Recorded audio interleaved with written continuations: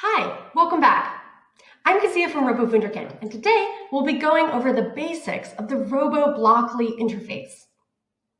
There is one Robo Wunderkind app with three interfaces.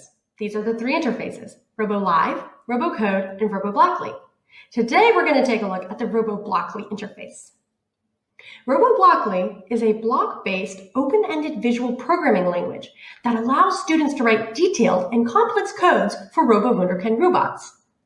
We recommend it as a next step after Robo Code and as a tool for more advanced coders, as the interface allows for added functionality and more complex customization.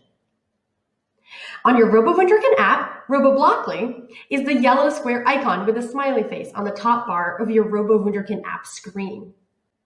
Once you select the Blockly interface, you'll see the tutorials page and the Create New Project. The tutorial projects were created in order to help you get started with the possibilities of the Robo Wunderkind set. They come with visual instructions on the construction build, as well as a pre-made code you can run ready to go or customize. Create New Project is where you can create designing a project from scratch. Okay, so let's click Create New Project and see what happens. You'll see a little plus sign where you can tap that to create a new project. Okay, fabulous. So this is what you're going to be seeing. You're seeing a blank coding screen. Let's go over some of the icons and buttons here. You'll see the play button in the top right corner. When your code is running, it will look like a red stop button. Then on the top left, you'll see a back button that will save and exit and lead you back to the project screen. At the bottom, you'll see the colorful coding blocks menu where all the different coding blocks are contained. So right in the middle of your coding screen, you'll see a green Program Start block. This is where your code will start. You'll drag and drop all the coding blocks onto this starting block. And now on the top left, by the back button, you will also see the variable monitor. This is how you can view the current status of your variables. Don't worry, we'll talk about what that means in more detail in another video. Okay, now let's look at the coding blocks in the menu. There are 9 types of coding blocks in the Blockly interface. They either correspond to the type of RoboBlock they send an instruction to, and they're the same color as, or to the overall flow of the code. Today we will discuss these coding blocks: events, flow, motion, visuals, and sounds. To do this, we're going to create a project together and explore what they can do. Okay, so first of all, you'll see the green events coding block. Basically, that's the start of your code. The events is basically where your code starts, and it's where the instructions for your robo begin. Sounds. You could choose between a song, a sound, or play note on your sound coding block menu.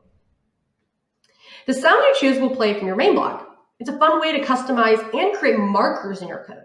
For example, the cheering sound is a fun way to conclude a successful code or task. So I'll just play a sound, drop it here. And then when you press play, there you go. There's also a tune. That one's kind of longer. And then there's also a note that you can play. These are all great ways for your students to customize the code by themselves.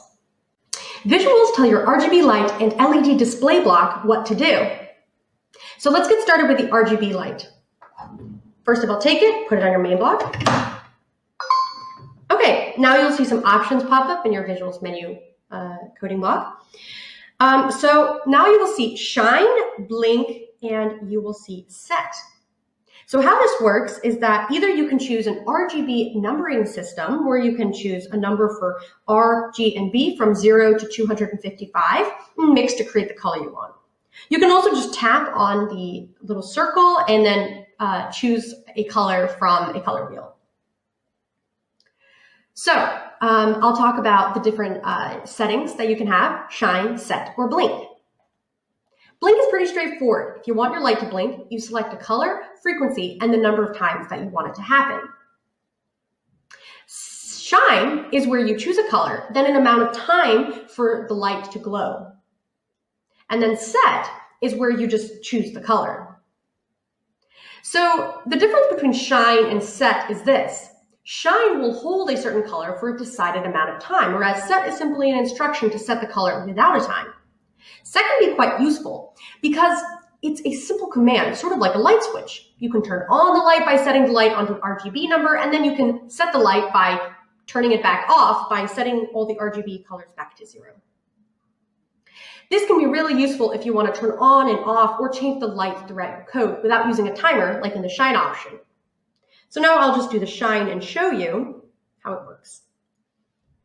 All right, so now I can tap the color bar and I'll just show you, crank up the light.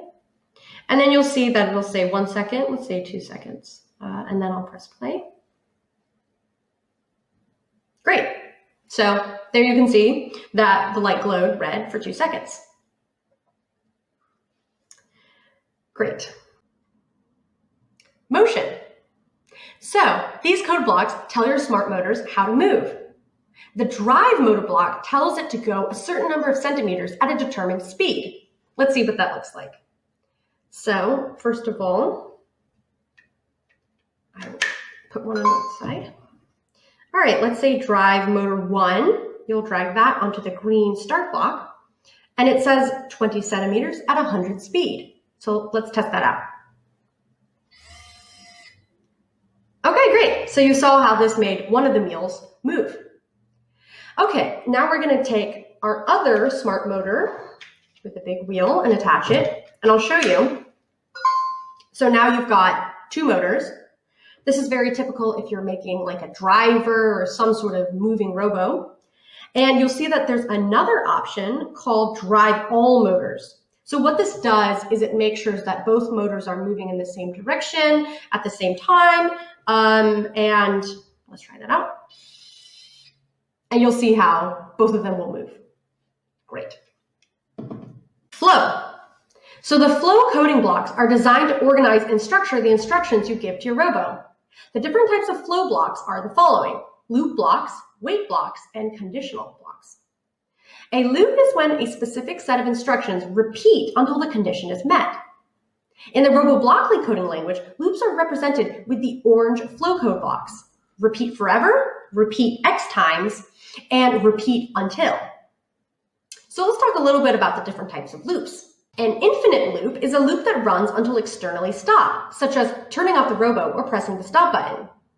This would be the forever flow block. So we put that on, and let's say we're going to put a sound in there, like play the robot sound. And when we press play, it's going to just keep playing. Okay. Now let's talk about the other kinds of loops. Finite loops. A finite loop is a loop that ends when defined conditions are met, such as a repeated number of times or until a condition or trigger is made. This would be the repeat X number of times, for example. So I'm going to drop this one where repeat 5 times. So let's say repeat 2 times, and then I'm going to add the sound inside. And then it's fun, done. So that would be a finite loop. There's other ways that you can do finite loops. For example, you can also do something like repeat until something happens in your code. All right, then we also have the wait blocks. So these blocks add a wait or a pause to your code, such as the wait until or wait a certain number of seconds. These can be used at any point in your code. So let's say add 2-second wait, and then we'll have the sound again. So press play. 1, 2. Yeah, so it's a very great way to add some breaks or pauses in your code. Awesome, so that's an introduction to the coding blocks with Blockly. In the next video, we'll talk about some more coding blocks in the Blockly interface. See you next time.